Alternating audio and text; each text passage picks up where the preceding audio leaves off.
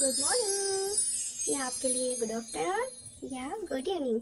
दोस्तों पता है, आज मैंने सुबह सुबह अपनी मम्मी से पूछा, मम्मी मम्मी मेरी जादुई छड़ी कहाँ गई, मुझे नहीं मिल रही है। मेरी मम्मी कहने लगी, अरे जिया तुम भूल गई, रात में जब तुम दूध पी रही थी और जब तुम उसमें चीनी मिला रही थी, तुमने चम्मच समझकर अपनी जादुई छड़ी को घोल के पी लिया और मुझे बहुत हंसी आ रही थी।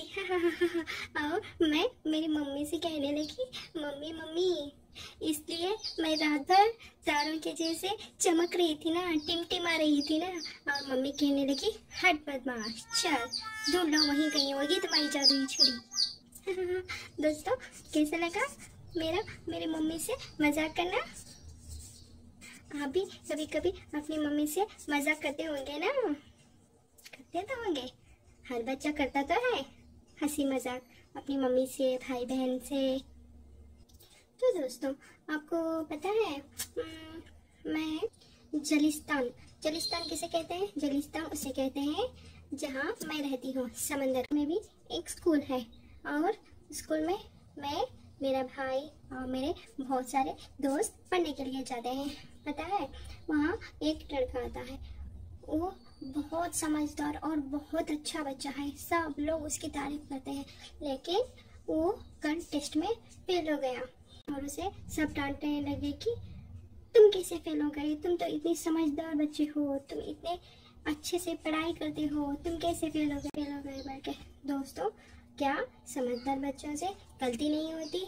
क्या समझदार बच्चे कभी फेल नहीं होते? चलो इस बारे में हम आज बात करेंगे।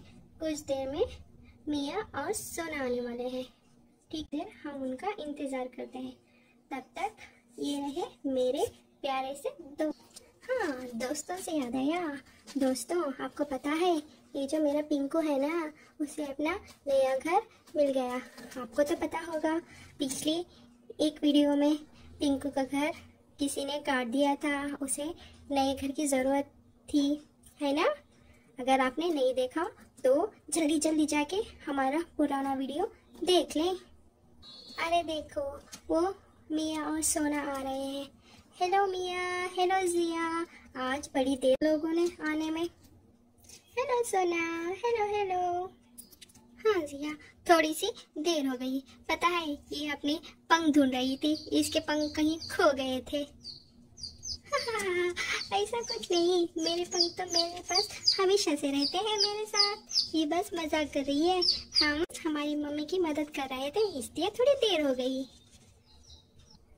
अच्छा तो ऐसा है क्या? ऐसा है तो ठीक है, मम्मी की मदद करना बहुत अच्छी बात है।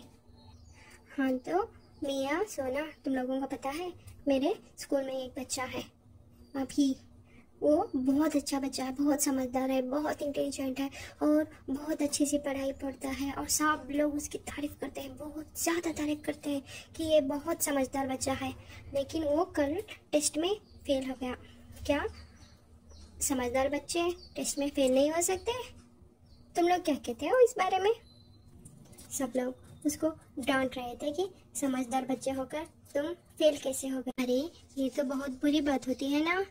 समझदार बच्चे होने का मतलब ये नहीं कि वो हर बार पास हो जाएगा, ये तो बहुत बुरी बात है। समझदार बच्चे होने का मतलब ये नहीं है कि वो हर बार पास हो जाएगा, सब कुछ सही करेगा। है तो बच्चा ये ना, जब बड़े गलती करते हैं तो बच्चों से भी गलती हो जाती है। हाँ सुना, तुमने बिल्कुल ठीक कहा, जब बड़ों से ही गलती हो जाती है तो बच्चों से गलती होना आम बात है, हमें इतनी समझ तो नहीं होती है ना। हाँ बिल्कुल, कभी कभी समझदार बच्चों से भी सारी गलतियाँ हो जाती हैं। कभी कभी वो कुछ और काम में बिजी हो जाते हैं, जिससे ठीक से पढ़ाई नहीं कर पाते, जैसे घर में शादी होना, कोई फंक्शन होना या बच्चों का स्पोर्ट्स होना, कुछ भी हो सकता है ना, कभी कभी हो जाता है। हाँ सुनो, तुमने बिल्कुल ठीक कहा, हो ही जाता है और इस बात को सबको समझना चाहिए। दोस्तों समझदार बच्चे हो या कोई और, सबसे गलती हो जाती है। फेल होने का मतलब ये नहीं है कि हम कोशिश करना छोड़ दें। अगर इस बार फेल हो जाएंगे तो अगली बार फिर से अच्छे नंबर से पास हो सकते हैं। समझे दोस्तों? इसलिए कभी भी उदास नहीं होना चाहिए हमें। अगली बार और ज़्यादा कोशिश करके अच्छे नंबर लाने चाहिए। हमें ऐसा वैसा कभी कोई बुरी बात नहीं सोचना चाहिए। अरे अरे रुको जिया, मुझे एक बच्चे की कहानी सुनानी है। हमारे दोस्तों को भी इस कहानी को सुनना चाहिए। ये बहुत अच्छी कहानी है। अच्छा ठीक है, सुनाओ मिया। तो दोस्तों, एक बार की बात है, हमारे परी टाउन में एक बहुत समझदार और एक इंटेलिजेंट बच्चा रहता था जिसका नाम था रूहान। रूहान पढ़ाई में, स्पोर्ट्स में और अपने पेरेंट्स की बात सुनने में और अपने दोस्तों से दोस्ती रखने में सब चीज़ में बहुत अच्छा था। हमारे परी टाउन के सारे बच्चे, सारे बड़े बूढ़े सब रूहान की बहुत ज़्यादा तारीफ करते थे। इतनी तारीफ कि इतना अच्छा बच्चा कहीं हो ही नहीं सकता। लेकिन दोस्तों, एक दिन पता है क्या हुआ? रूहान का एक इंटरनेशनल लेवल का चेस का मैच था जिसमें रूहान बहुत बुरी तरह से हार गया और वो सबके सामने शर्मिंदा हो गया। इतना शर्मिंदा कि उसके दिमाग में बहुत ज़्यादा बुरे बुरे ख्याल आने लगे। वो कहीं जाके छुप गया, किसी को मिल नहीं रहा था और सारे दोस्तों ने, सारे बड़ों ने उसे बहुत ढूंढा ढूंढा ढूंढा।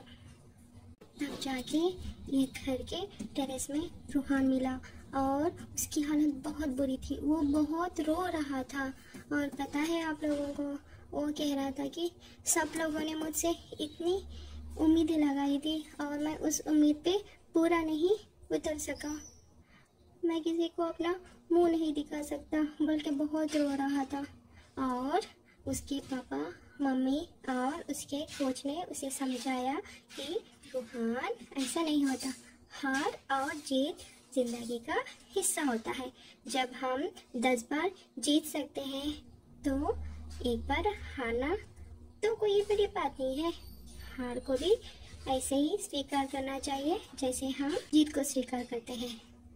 समझे?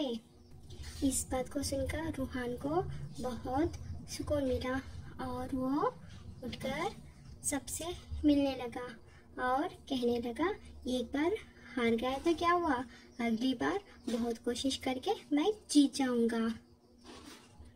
तो जिया, तुम भी अभी को ऐसे ही कहना। एक बार एग्ज़ाम में या टेस्ट में फेल हो गया तो क्या हुआ, अगली बार अच्छे से पढ़ाई करना और अच्छे नंबर लेके आके पास होना। ठीक है? ठीक है मियाँ, बिल्कुल मैं ऐसा ही करूँगी। जाकर कल ही अभी को समझाऊंगी। तो दोस्तों, आपने क्या समझा? हार और जीत जिंदगी का हिस्सा होते हैं। कभी कभी अच्छे और समझदार लोग भी हार जाते हैं। बुरी बातों को नहीं सोचना चाहिए, बुरे ख्यालों को हमारे दिल और दिमाग में लाना नहीं चाहिए। हमेशा हार को जीत की तरह स्वीकार करना चाहिए दोस्तों। क्या समझे दोस्तों? ऐसा ही करोगे ना आप भी? तो दोस्तों, चले मिलते हैं हमारी प्यारी अगली कहानी और वीडियो में। चले, बाय बाय।